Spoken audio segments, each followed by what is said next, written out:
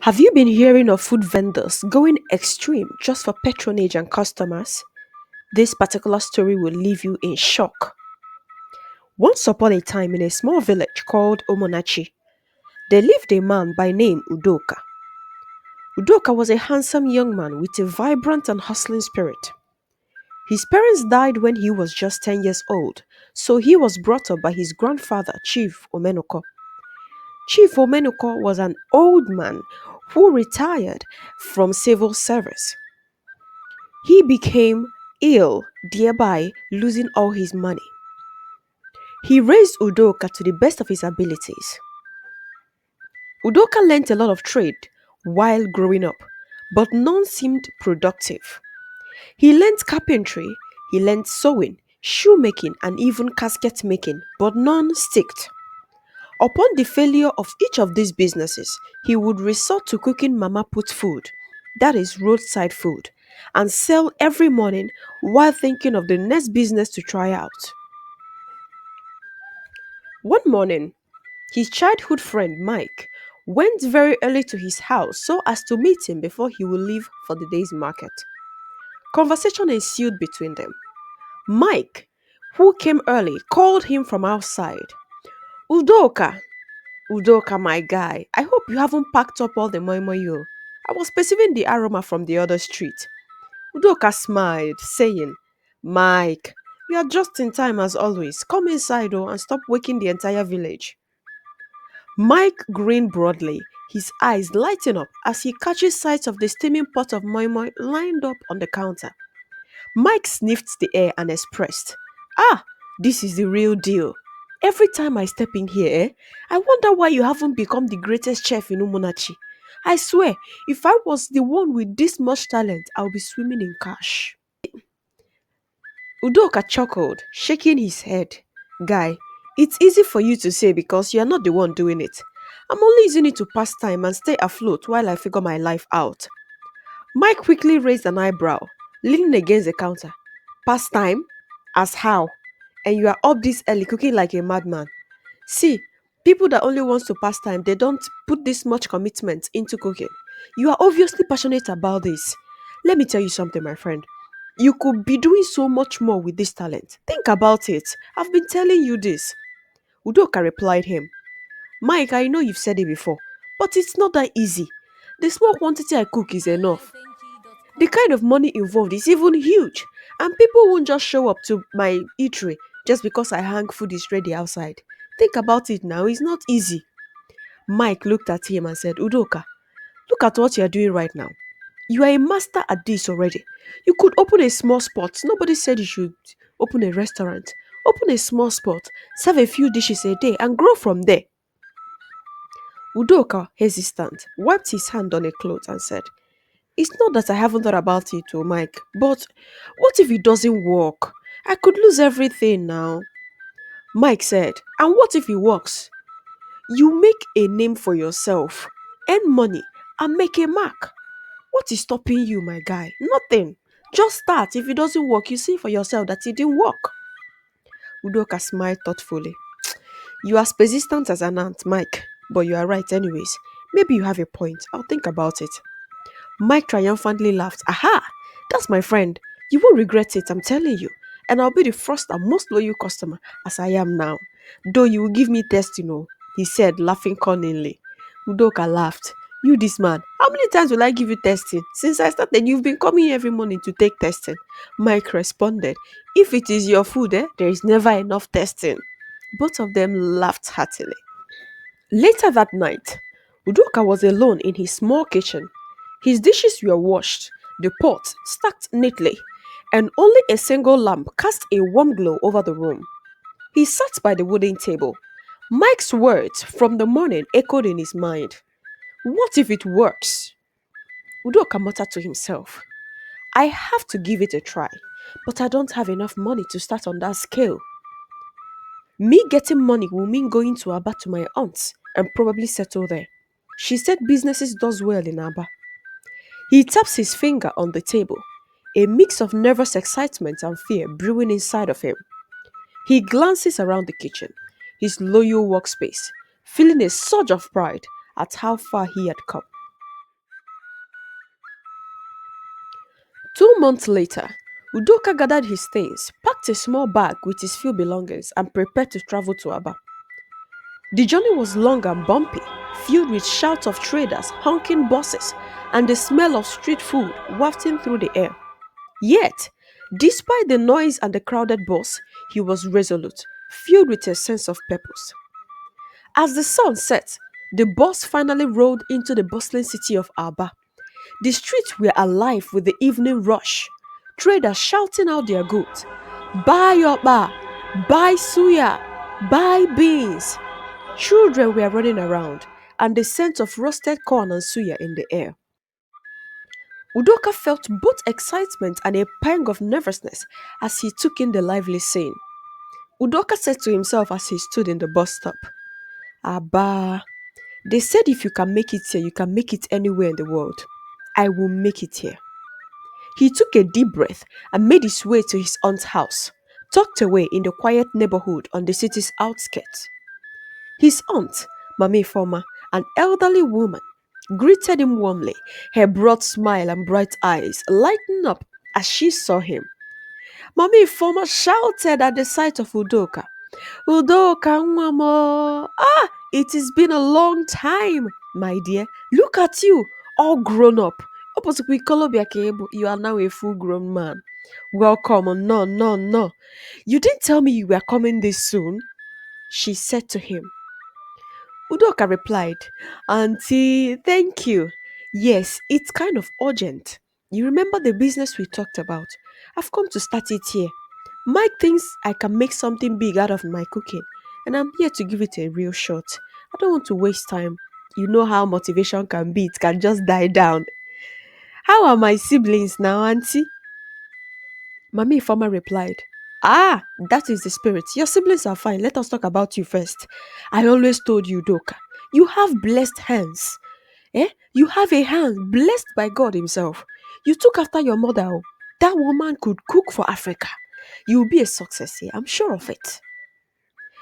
She showed him to a small room at the back of the house, giving him a comfortable place to settle. For the next few days, Mami Farmer helped him gather the basic supplies he needed to start his business. She introduced him to the market traders, secured ingredients, and even negotiated prices on his behalf. With her support, Udoka felt ready. The next week, Udoka set up a small stand on a busy street corner near the market. He worked from dawn till dusk, preparing fresh batches of moi moi every day. The people in Aba, known for their discerning taste, took notice of his cooking. Soon, his stand was buzzing with customers drawn in by the aroma of his food. One afternoon, a small crowd had gathered, eager to try Udoka's unique recipe. The first customer said, Ah, Udoka, this is the best moi moi I've ever tasted in Aba. Tell me your secret, Nna. What is your secret? Udoka smiled shyly.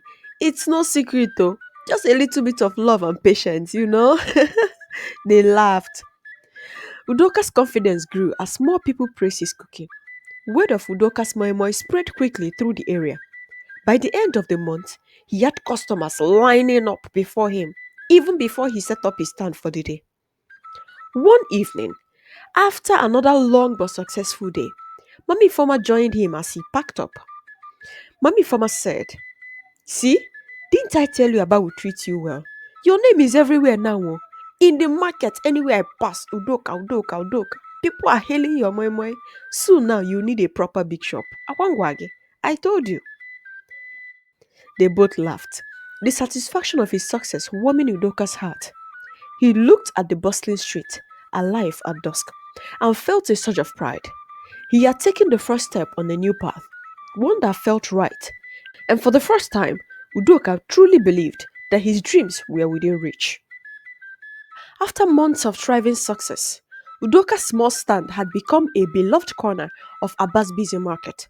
People came to him for their favorite moi moi, and some even stopped by just to say hello. His warm presence added a familiar charm to the neighborhood. People loved him. Business was steady, and the future looked promising, until one chilly morning when life took an unexpected turn. Udoka woke up early as usual, eager to start his day. But as he was loading his ingredients into a basket, He noticed his aunt, Mami Former, packing her belongings in haste, her face drawn and tense. Auntie, Ogini, what is it? Where are you off to this early? Is everything okay? Mami Former replied, It's your uncle. He fell ill overnight. I received word that he needs treatment, and they say only traditional medicine can help him. I must go to Ugene, his hometown, where the healer is. Nah, I'm devastated. Udoka's face fell, his stomach sinking at the thought of his beloved aunt leaving him alone in this big city. Though he had built a small network in Aba, but his aunt, Mami Ifoma, was the heart of his journey, his guide, his friend, his greatest supporter. He forced a brave smile, nodding with understanding.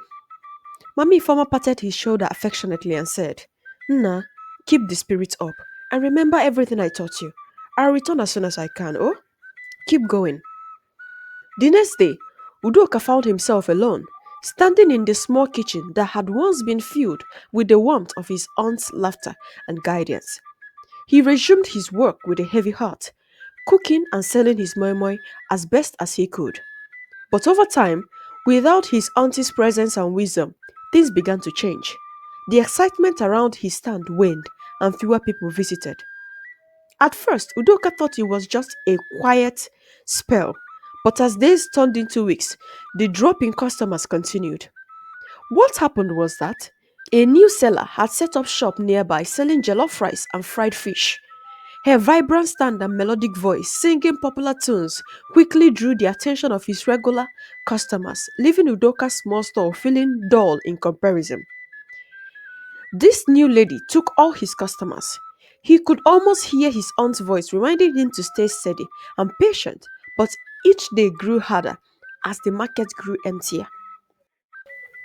One cold evening, as he sat alone in his dim kitchen, Udoka's mind drifted to Mike, his old friend back home.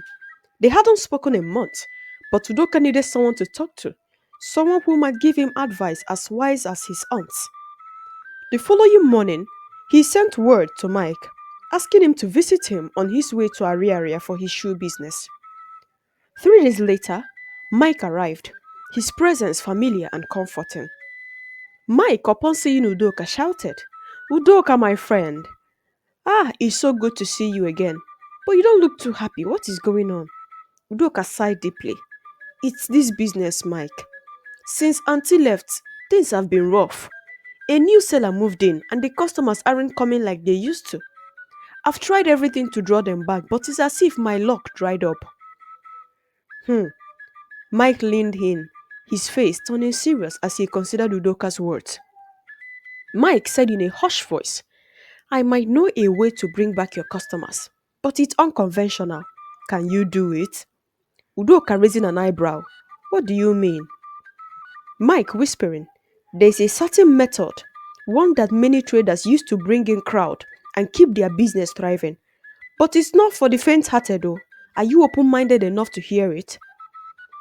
Mike looked around to ensure no one was eavesdropping, his voice dropping even lower. Mike said, they say if you use menstrual blood in your food, just a few drops, it has the power to draw in crowd. It's an ancient technique, some sort of charm. You add it to your cooking, and people can't resist coming back for more once they taste it.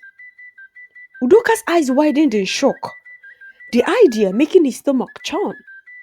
He'd heard stories of traders using charm, but he'd never considered such measure for himself. Udoka, looking horrified. Mike, are you serious? That's that's dark and disgusting. Mike, shrugging. It worked for others. Look around you. Everyone has their own secrets. Udoka, success isn't always as clean as it looks. Besides, it's just a tiny amount, and nobody will even know. Nobody said you should turn a pool of blood into your pot of moi. Just a few drop. The words lingered in the air, and Udoka felt a chill run down his spine. Was he willing to cross such a line just to have sales and save his business? He thought of his auntie, Mami Former, her gentle teaching and firm moral compass. And then he thought, of his empty stall and dwindling savings. As Mike left that night to buy his stock and return to Umunachi, Udoka found himself alone with the echoes of his friend's words, staring into the darkness of his kitchen. The weight of his choice settled heavily on his shoulders, marking a crossroad he'd never anticipated reaching.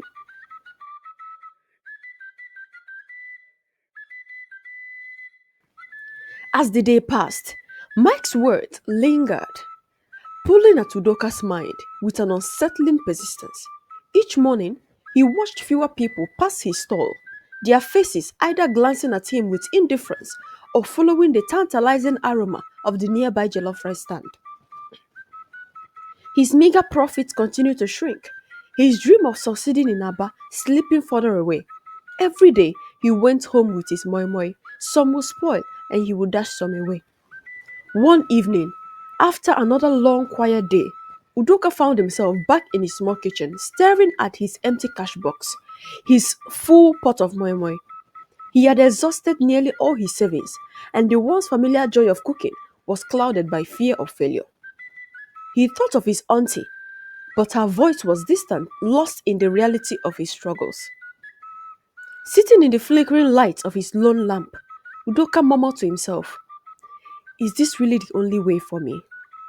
Menstrual blood." Ha! The idea still horrified him, yet desperation has a way of twisting the mind, bending principles until they no longer hold the weight of morality. He had worked so hard to be here, he couldn't just give up, but he needed to act fast. He called Mike and expressed his readiness. 3 nights later, he found himself being led down a narrow moonlight path at the edge of Aba, where the city gave way to dense forest. Mike walked ahead, his steps confident, and gestured Udoka to keep quiet as they approached a small hut with smoke spiraling from its chimney. Inside, a dimly lit room reeked of herbs and insects, and an elderly herbalist with piercing eyes sat waiting, a faint smirk on his face, as if he'd known they would come. Mike introduced Udoka, explaining his struggles and ambition. The herbalist nodded slowly, eyeing Udoka with an intensity that sent chill down his spine. He began a low chant, pulling out jars filled with strange powder and herbs, preparing a concoction as he whispered promises of power, wealth, and influence.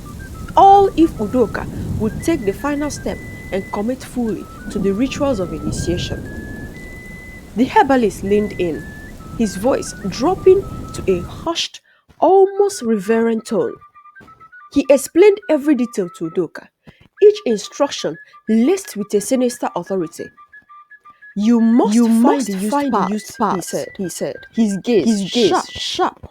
Not just any part. They must be freshly discarded, carrying the essence of life itself.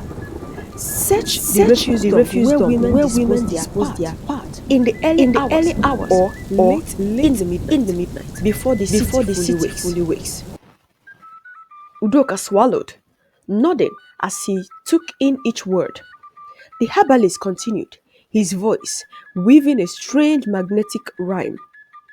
"Once you have these parts that are soaked with blood, extract the blood carefully, using only wooden instruments," he instructed, holding up a darkly stained pestle. "And when you begin to prepare your meal, chant these words." He muttered an incantation that sounded like a forbidden whisper from another realm.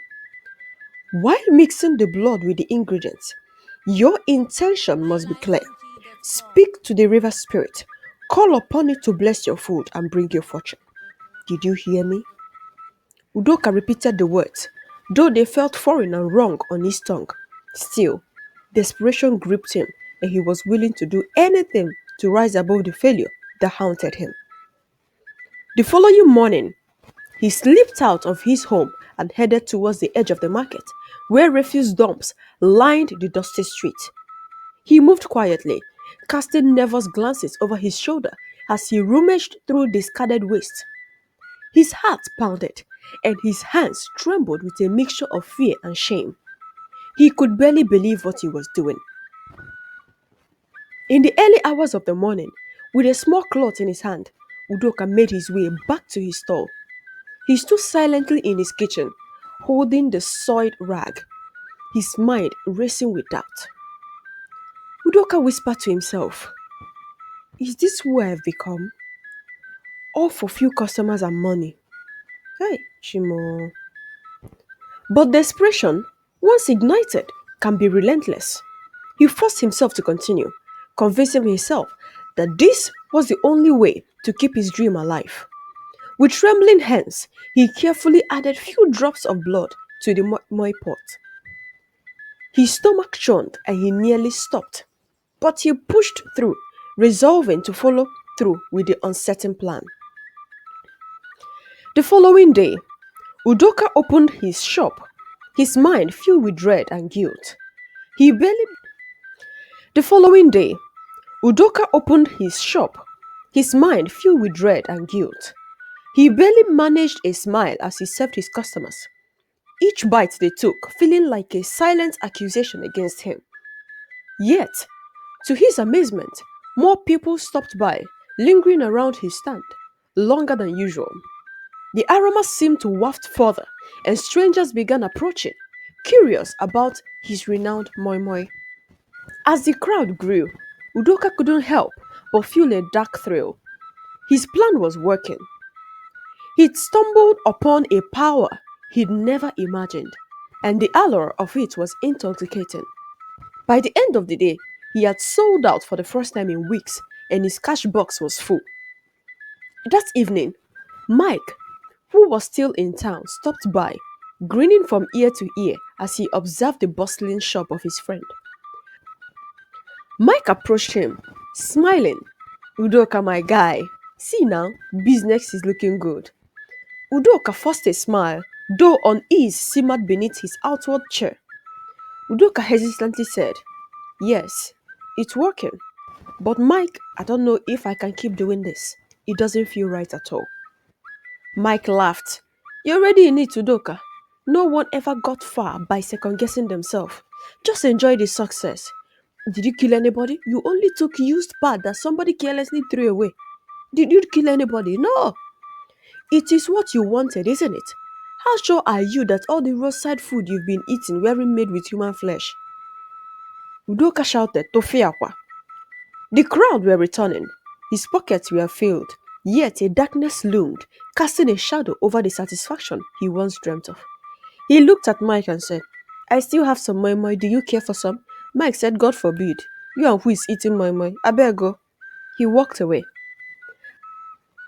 As he locked up for the night, Udoka's footsteps echoed through the empty market, and he found himself wondering what the real price of his newfound success would be. Udoka's business grew tremendously. He opened a bigger shop to accommodate the influx of people. His moi moi became irresistible. The aroma from his shop was enough to make the hungriest person stop and buy. It wasn't long before people started praising his moi moi again. Women flocked to buy from him, and men would queue up with their families eager to take a bite of his delicious bean cake. His shop was always surrounded by customers, regardless of how big it was, eager to taste the seeming magical meal. One evening, after Egodi, a middle-aged woman who was Udoka's regular customer settled into her house after the day's business. She pulled out a small nylon from her handbag, wondering what it was. She then remembered that she had bought moi moi from Udoka that morning and forgot to eat it. She sighed. "I hope it hasn't spoiled though," she said, untying the nylon. "I will eat it with pap for dinner. Thank God, safe." Some seconds later, she shouted, "Blood of Jesus! What is this? How did this get into my bag?" Her husband and children ran speedily to her. "Oh, Guinea, Mommy, what is it?" they asked in a chorus. "Look, oh," she exclaimed, pointing at a nylon on the kitchen cabinet. Her husband picked it up, only to see a white tissue-like substance covered in blood. "Okafon Namo," he shouted and flinged it away. No one could explain nor understand what that was. Everybody was shocked. They removed it from their compound, prayed, and went to bed in utter confusion. Egodi was yet recovering from the shock of the previous day when her neighbor, Mama Chika, came to complain about the incessant nightmares that plagued her and her children for almost 1 month now. Egodi narrated her own experience to Mama Chika, and both women had their mouth in their hands with surprise. Nne, something is definitely wrong and we have to fish it out, Egodi said, securing her wrapper around her waist. Whatever should be done must be done very fast though, before we run mad in this village, Mama Chika responded. Some weeks later, more people began to notice strange occurrences. Some complained of nightmares that left them drenched in cold sweat. Others reported feeling weak and disoriented for days. What no one could explain was why women specifically. Were they the only affected or the targeted? Mothers and young girls would grow inexplicably ill, yet none of the village healers nor doctors could diagnose what was wrong. What the town of Umahia didn't know was that the moi moi they had grown fond of was their problem. Weeks turned into months, and Udoka's popularity grew. His moi moi became the talk of the town. He kept up his guise as a humble vendor, becoming the sole distributor to different villages and towns. The women of Umahia began to change. Many of them experienced terrible mood swing, extreme fatigue, and unexplained weight loss. The men's business began to dwindle. Some were out of business. So many containers were falling into the Red Sea. Some women, after consuming Udoka's moi moi for months, would wake up in the middle of the night with no recollection of where they had been or what they had done. It was as though something or someone had taken control of their minds. The village priests and elders became alarmed. The strange behavior of the women couldn't be explained through natural means, and suspicion of dark magic began to grow. Families began to fall apart as women became more erratic, often abandoning their responsibility, their husbands and their children. Sometimes they behaved like they were mad. People would run away from them. Udoka, however, remained unnoticed as the source of the problem. His reputation as the best moi moi seller continued to shield him from suspicion. Even the men of Umahia continued to buy from him, unaware that the very food they fed their family was the root of their problems. One day, a young woman named Ngozi, who had recently moved to Umahia for her NYSC, began to notice the strange occurrences in the town. Unlike most of the other women, she had never eaten Udoka's moi moi because she was allergic to beans. She noticed that many of her friends, neighbors, and other core members were falling ill increasingly, experiencing strange dreams or behaving erratically. Nothing else made sense to her. One evening, as Ngozi lay in her small room under the dim glow of her bedside lamp, a strange heaviness settled over her. She drifted into a deep sleep, only to find herself in a vivid, unsettling dream. In that dream, she wandered down a foggy road that led to a quiet, deserted market. Shadows stretched long across the dusty ground, and in the distance, she could see a flickering light from an old, rundown kitchen. She walked towards it, her footsteps strangely silent against the earth. Inside the kitchen, she saw Udoka stirring a pot of moi moi, but his face was twisted, dark, as though he were someone else entirely. His eyes glowed unnaturally, and around him were faint shadows of women watching him in a trance. The air was thick with an unnatural scent that made her stomach twist. As she stepped closer, she felt the shadow tugging at her, their whispers filling her ears with words she couldn't understand. Udoka glanced up suddenly in that dream, locking eyes with her, and a sinister smile spread across his face. The shadows grew louder, their whispers turning into agonized mourn. Ngozi jolted up from that sleep, her heart pounding, drenched in sweat. She clutched her chest, catching her breath as she looked around, disoriented. The dream had felt disturbingly real. She knew there was something unnatural at play, and she couldn't ignore it. Her friend's strange illness and the growing tension in town were more than mere coincidence. This Moi Moi seller Udoka was no ordinary man. The next morning, she felt an urgency like never before.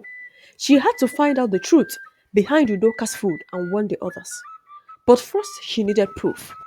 Late one night, Ngozi followed Udoka, hiding in the shadows as he walked through the market.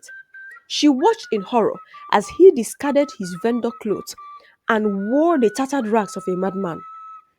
He made his way to the refuse dump, where he sifted through garbage collecting used sanitary pads. Ngozi's heart raced as she realized what was happening. She saw Udoka carefully storing the blood-soaked pad in a pouch and heading back to his house. Trembling with fear and revulsion, she quietly followed him. Through a crack in the door, she witnessed Udoka extracting the blood, chanting in a low, airy voice as he mixed it with the bean paste for his moi moi. Her heart churned, her stomach boiled, and she fought the urge to vomit. Udoka's moi moi was cursed. The next morning, Ngozi wasted no time. She ran to the village chief, breathless and shaken. She recounted everything she had seen. At first, the chief was skeptical, but Ngozi's sincerity and the strange occurrences in the village couldn't be ignored. The village elders and priests began to pay closer attention to Udoka. They quietly spread the word to certain trusted families to stop buying from his shop, but not enough to raise his suspicion so that he will not act before they do.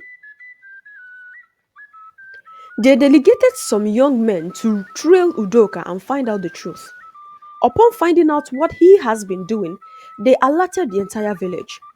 The village leaders that were in hiding all came out and busted him. As the crowd watched in stunned silence, Udoka confessed to everything. He admitted to using the menstrual blood he collected from discarded pads to create his cursed moi moi. He revealed how he had been controlling the women and men of Omahia, using them as pawn in his twisted game. The villagers were horrified. Mothers wept and men shouted in anger. Udoka's once thriving shop was torn apart by furious onlookers.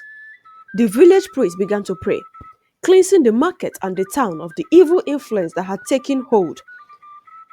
It was revealed that several women who had used the public refuse dump where Udoka collected pad had mysteriously fallen ill and died shortly after. The police was called and Udoka arrested. As he was taken away in handcuffs, he catches a glimpse of Mike watching from a distance. Ha! A wicked smile was on Mike's face. It becomes clear that Mike has set Udoka up from the beginning. Knowing that once his dark secret was exposed, Udoka's life would be ruined. Why would Mike do that? What Udoka didn't know was that his best friend Mike had always been envious of him. He saw the speed with which Udoka was growing and he decided to set him up. It was Mike who brought that jollof rice seller close to him so that people will move from him and go to the woman. He also did some ritual to draw the people away from Udoka to the new woman so that Udoka will call him and also get advice from him. It was also Mike who was responsible for the illness of Mami Informer's husband. All this was to remove people from his side so that he, Mike, will be the only person that could speak to him, thereby leading him to this dubious act. It was also Mike that conjured the dream that Ngozi had, spiritually, so that she will be the one to reveal what was happening. Udoka could not believe what he was seeing when he saw Mike laughing at him. Udoka was charged with practicing witchcraft and endangering the life of his customers. During his trial, his former customers testified against him, recounting how they felt bewitched and drawn to his food, powerless to resist. The townspeople were horrified.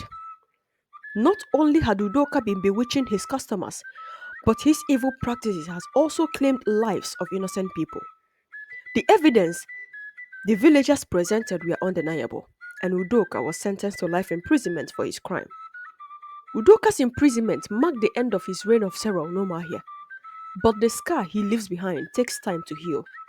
The market, once bustling with life, is quieter now, as people remain wary of food vendors. The women of Umuahia in particular were more careful, ensuring their personal hygiene products were properly disposed of. They began throwing it into their pit toilets. Those that had water system would tear the pad, take out the inside, flush it, and wash the nylon. That was the best way to discard pad. As for Udoka, he spent the rest of his life in prison, haunted by the choice he made. His once promising future, filled with dreams of success, had crumbled into a nightmare. The people of Omaha returned to their daily lives, but they would never forget the evil that had nearly consumed them. And the market, once again, was filled with smell of food, but never again would the people be so trusting easily. Did you enjoy the story? Kindly subscribe and turn on your post notification bell to be the first to know when another amazing story is made available. Tell me what you think about Udoka and that his dubious friend Mike. Sadly, nothing happened to Mike because life is just unpredictable. Let me know what other stories you've heard about food vendors. Like, share, and comment your thoughts on this story. Till the next story, story lovers. Enjoy your day. Bye.